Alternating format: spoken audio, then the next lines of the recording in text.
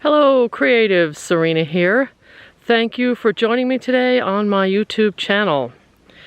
It is a very, very cold day. It's the 20-something of February, and I have some footage that I filmed earlier, some art footage.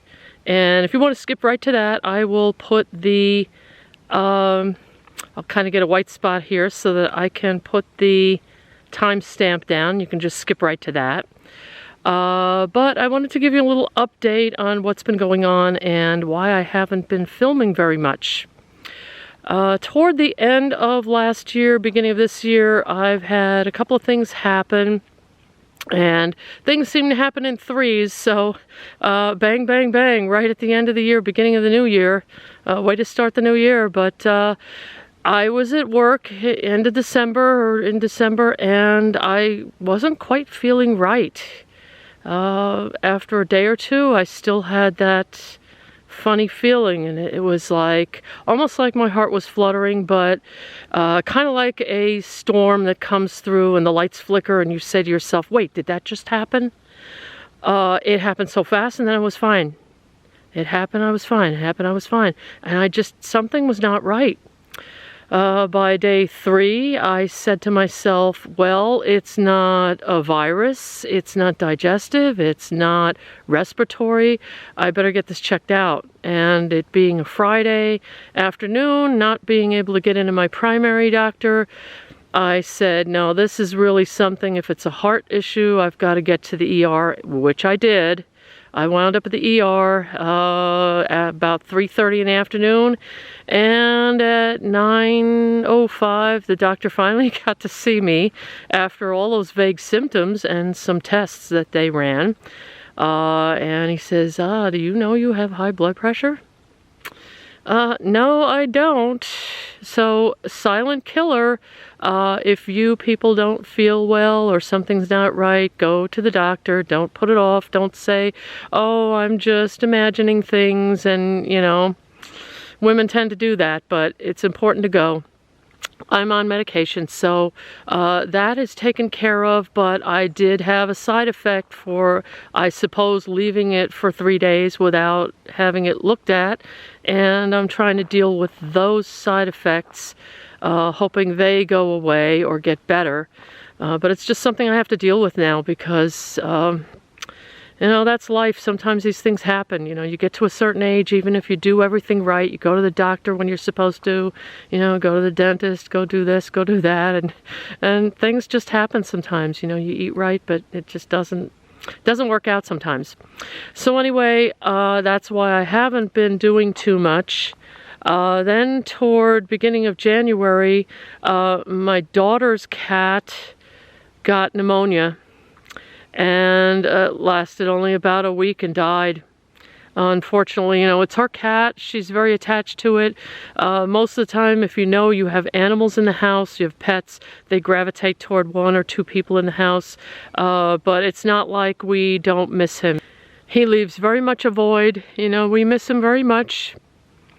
Then, toward January, our company came under new management, and they decided to change our schedules. So we are going from 4 days on, 4 days off, 3 days on, 3 days off, which I really liked, though they were 12-hour days. I was there for 12.5 hours, including lunch, with at least a minimum of an hour drive each way. It was tough.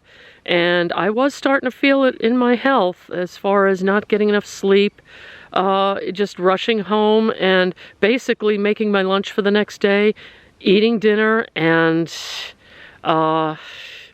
you know, getting to bed. That's it. Taking a shower, getting to bed. It did afford me a nice 3 days off in a row and 4 days off in a row every other weekend, or every other week. The other thing all of us are going to miss on our crew is overtime, because the 4-day week was a 48-hour week and we made 8 hours overtime. So losing 16 hours overtime a month is a big blow to your budget. The time I had, the 4 days off, 3 days off over last summer, and the overtime pay were the reasons I was able to build my studio. And it's still not done, but at least I had that, and I'm having a hard time dealing with the fact that I'm going to have to change my schedule. In addition, I don't live 10 minutes away from work. I've got an hour drive each way minimum in good weather. So I am putting 30% more mileage on my car every year and 30% more wear and tear. And it's taking 30% more time in an extra 1 or 2 days drive in and out of work. So I'll see how that goes. That might be, at this point, a blessing in disguise, because I do have to focus on my health. It will give me time to take a walk every day, as the doctor has told me to do. So I have been doing that, a 30-minute walk to start, to get back into shape, because I haven't been doing it at all. So I'm trying to take care of myself and do that. It will give me a chance to get more sleep, and I need that. So for now, I will deal with the 5 days, and maybe it'll work out better for me. We'll see. But I'm having a hard time dealing with accepting the fact that I have a chronic condition now, and I, have a schedule change at work. This is why I have not been working too much on my studio, and it's also been really, really, really cold. But I kind of burned out on that. I needed a break. But that, in addition to all these changes, are why you haven't seen me do much in my art and in my studio.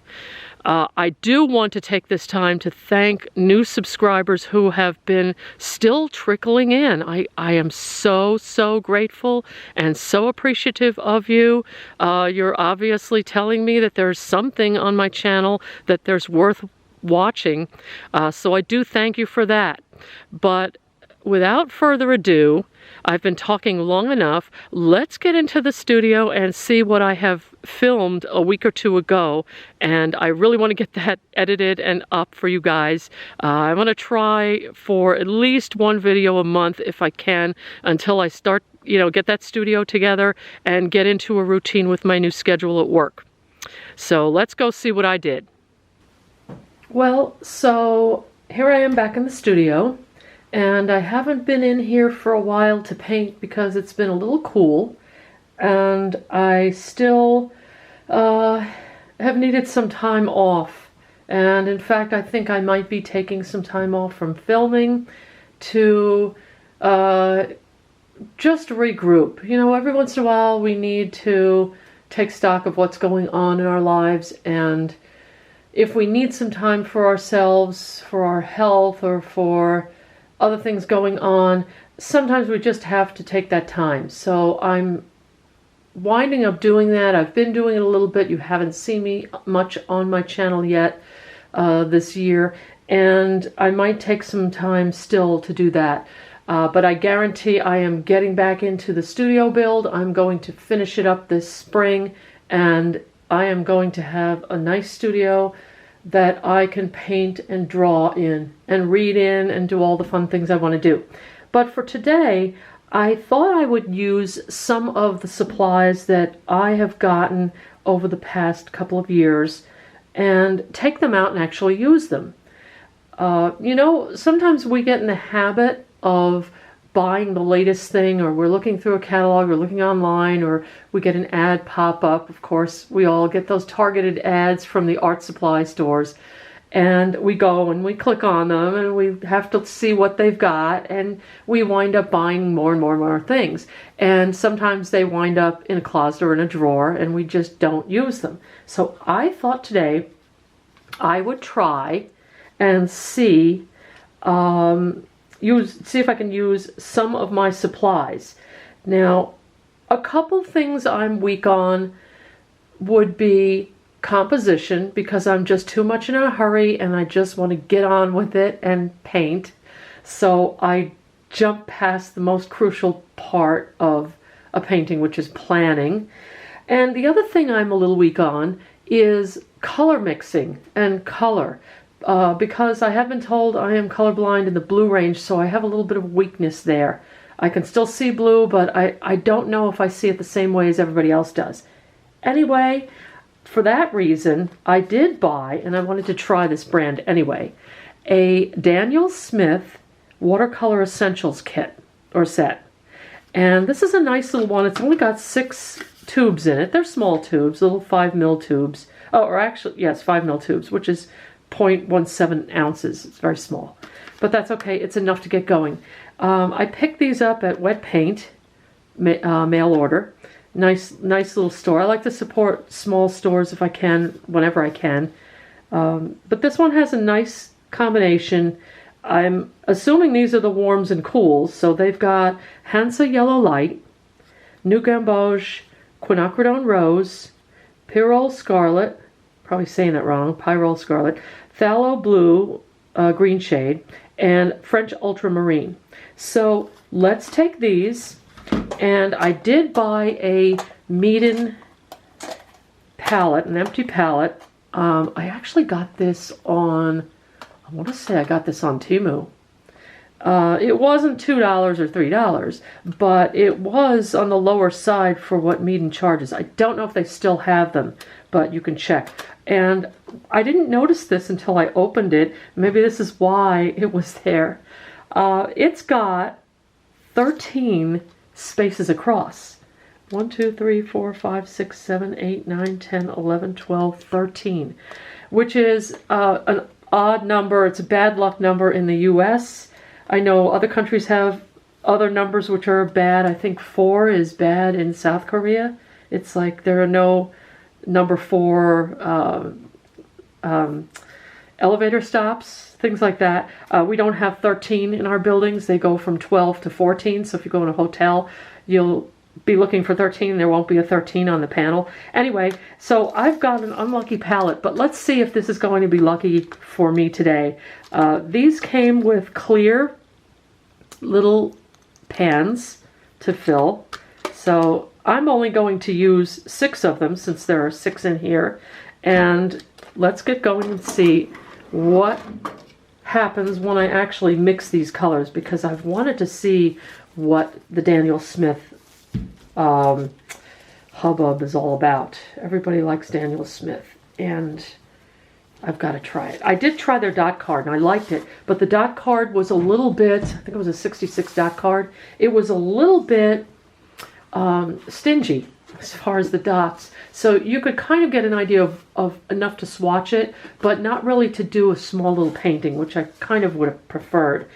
They do have a new one out with a lot more colors, plus some of their gouache line, or their whole gouache line.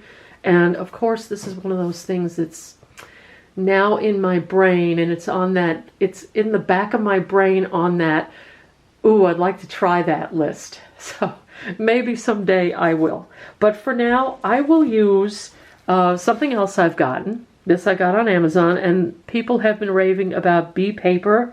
This is the watercolor paper, and it is 100% cotton. It's 6 by 9, 140 pound or 300 GSM, and 50 sheets. It wasn't cheap, but I use this for little small studies. I like to divide it in half. It's a nice size. Use it for 2 studies, or even 4, but 4, it's a little small for 4. So I like it for 2, but even for a swatch card. And that's what I'm going to use it for today, to see what we get and what kind of color mixing we can come up with. So let's go ahead and open these colors up, and I will take them out, hopefully in the right order in which they came. And let's see if I can put a little bit in each little spot here. This is the Hansa Yellow. I guess it's Hansa Yellow Light. I'm going to lift this up and do this. Just get in a little corner there. Just going to put ever so little bit in there. Just enough to get it going. Okay, I'm going to put these back there. Cover this back up. Now, one of the things I was thinking about working on, I've had this in the back of my mind too. Now, this is New Gamboge. was to, since I'm hoping to continue my YouTube channel, I have enough people that seem to like it. I'm hoping to advance my skills a little bit in the YouTube realm in terms of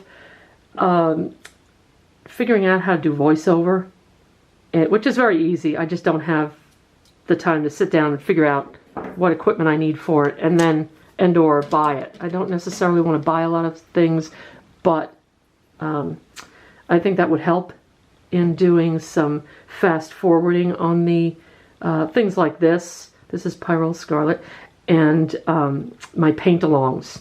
Who wants to sit there through an hour-long paint-along?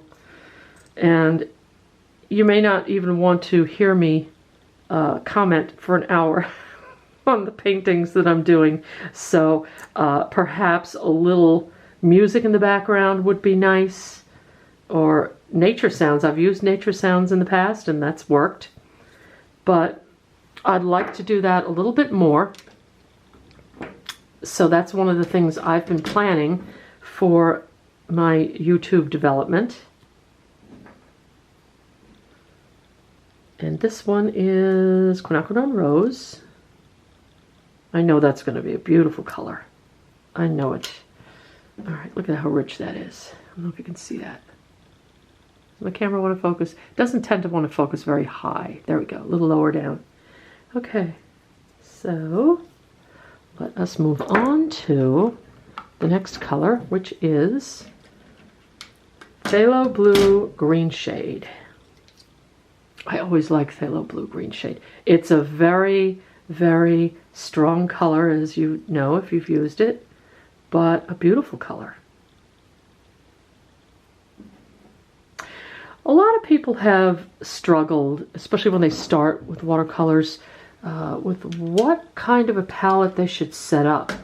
And I would really recommend a basic palette, 12 colors at the most, just so that you can learn how to mix colors and see what they do and find out which colors you really like before you buy a whole bunch of them. This one is French Ultramarine, a classic. You can probably hear some dripping off my roof here because we're getting to spring and we are starting to, even though it's only February, starting to get a little bit of warm sun, which is nice. I'm going to move these over so I can get these in the middle and have a little easier time of getting them out of the palette here. It doesn't even feel like they're snapping in. I don't want them flying out when I close this down, you know what I mean?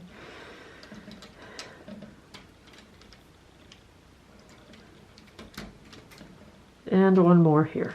Okay. I'm going to see how this does because I tend to like colors. I love the cadmiums. I really do. There's just something about them. I don't know. They're not good for you, but I like them. Okay, so let's see. I'm going to get a little bit of this here, a little bit on here, and I'll wet it down just a little bit here. I don't want a whole big concentrated area. Let's take a look and see. This one is the Hansa Yellow Light. And it's nice. It's like kind of like a lemon yellow. Very nice. Very nice color. Okay. Let's see what happens when we try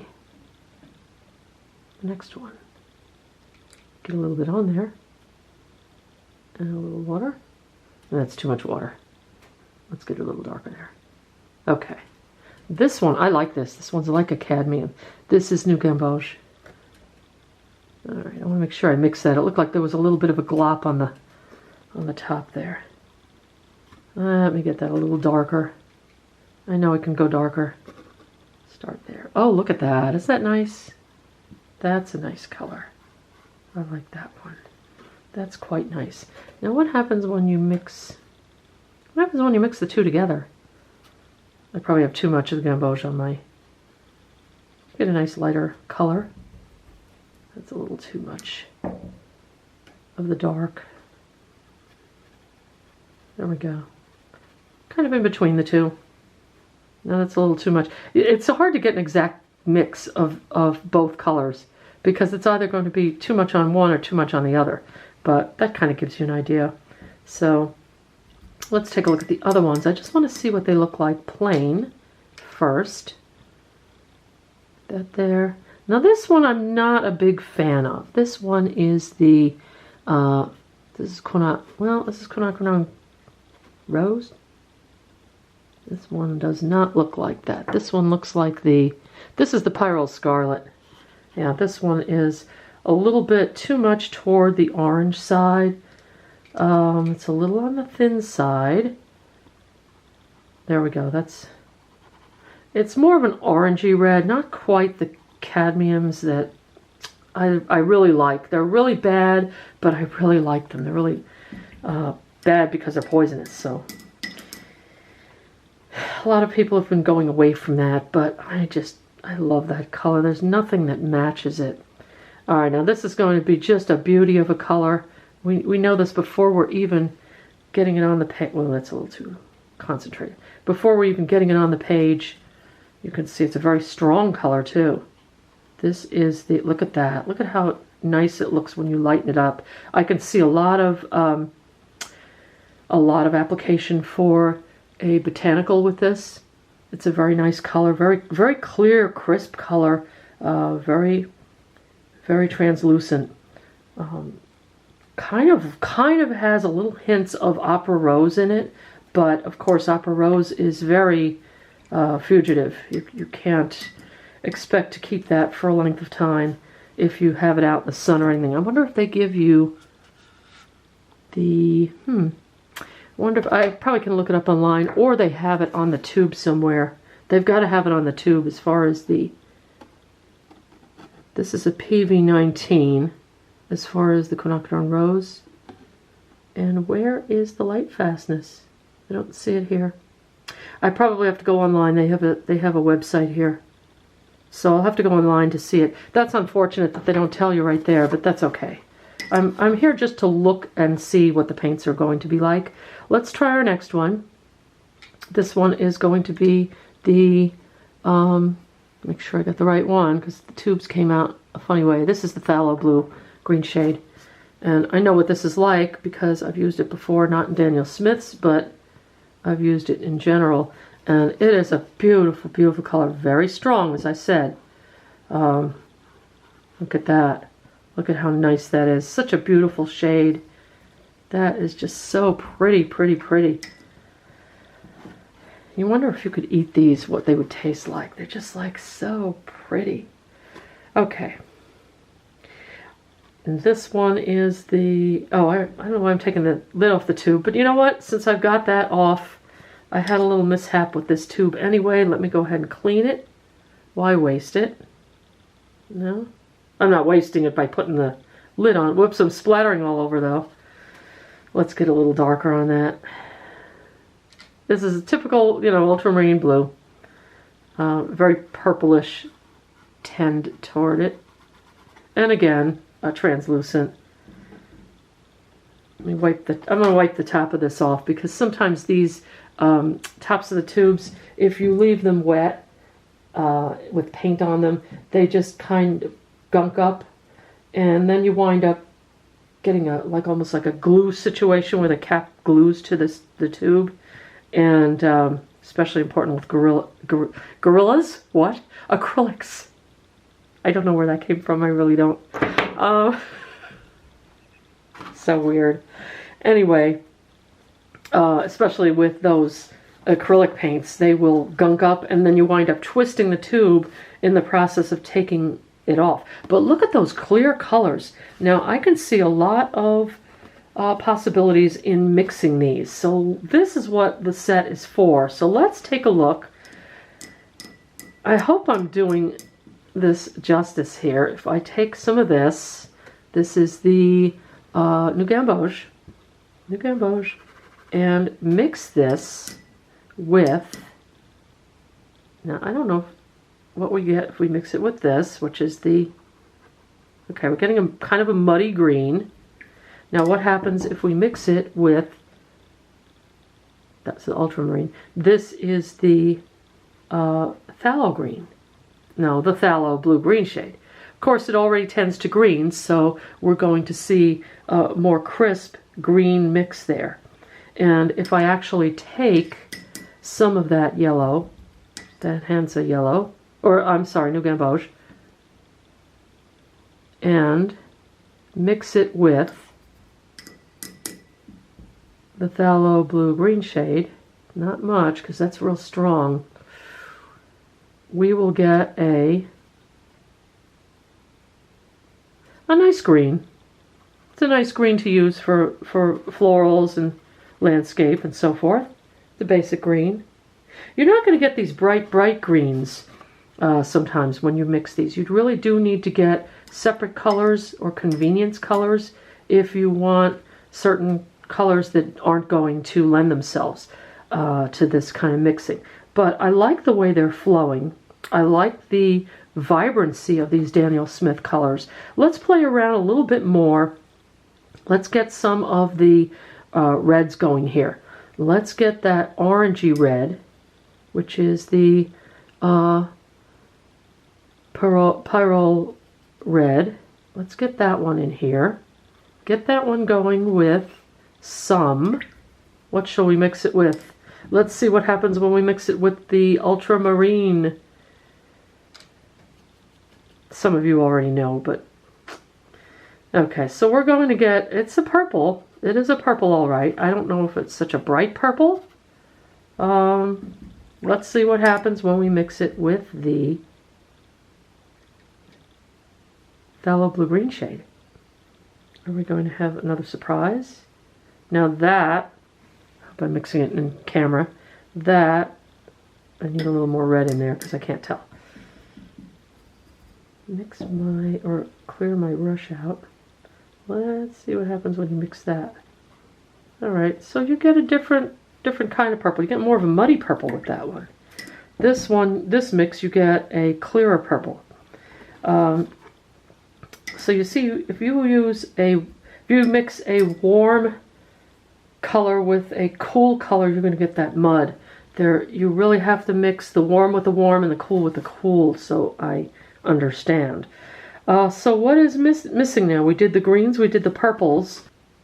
Let's see what the oranges give us. I probably should have done that earlier because now I've got like a bit of a muddy water here. But we can still get some oranges going. And we're going to take that Hansa Yellow Light and we will mix it with both the Pyrrole Red. That's a nice crisp orange, if you can see there. And with the rose, Quinacridone Rose is going to be a little different. That's going to give us, what is that giving us? I can't tell, it's too heavy on the rose. Let's get some more of the yellow in there. Ideally you mix this in your palette and not on the paper, but that gives us an orange too. That gives us a lighter orange. I don't really see that much of a difference between those oranges as far as being muddy or not. So that's kind of nice. All right, let's try with the Quinacridone, I'm sorry, the New Gamboge. Let's get a bunch of that on there. That's rather thick, but that's okay. We'll water it down. Let's water it down and get some water in there so they mix. And we will try with the, gotta get a little more of that there. This is the Pyrrole Red. There's a nice, wait, didn't I just do that? I did. Oh, no, I did it with the Hansa Yellow. So you can see what a nice rich orange that one is. Let's try with the Quinacridone Rose, which I don't think we're going to get a nice, lovely color there. I think we'll get a little bit more mud. This would look really nice juxtaposed together if you let one dry and then put the other on top. That's not bad. It's not too muddy. These colors are actually pretty clear and crisp when you mix them. I'm really happily surprised by this. So I see what all the hype is about the Daniel Smith colors. Of course, a little goes a long way. They are professional watercolors. You're not going to use very much. I mean, if you look at the tube, you think, wow, there's not a lot in there. But this lasts a good long time. And you see from what I've put in the palette, I haven't even put a dent in it. I just put it on the very corners so I could play with it a little. And I'm going to play with it a little more in mixing some browns and so forth, some landscape colors that I might want to use. But you can see a little goes a long way. They're very vibrant, and I see why everybody likes Daniel Smith. But I hope I don't get hooked on it and now want to go crazy over Daniel Smith.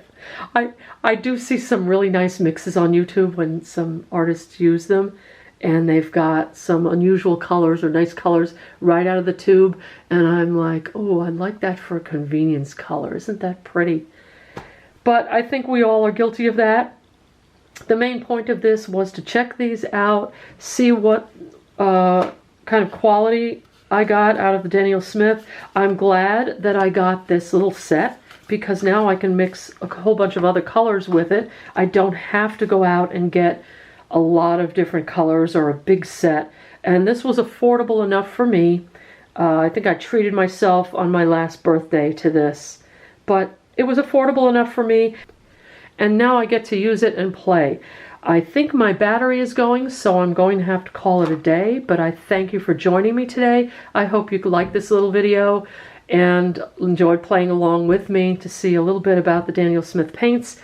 Please give it a like and a thumbs up, and subscribe if you're not subscribed.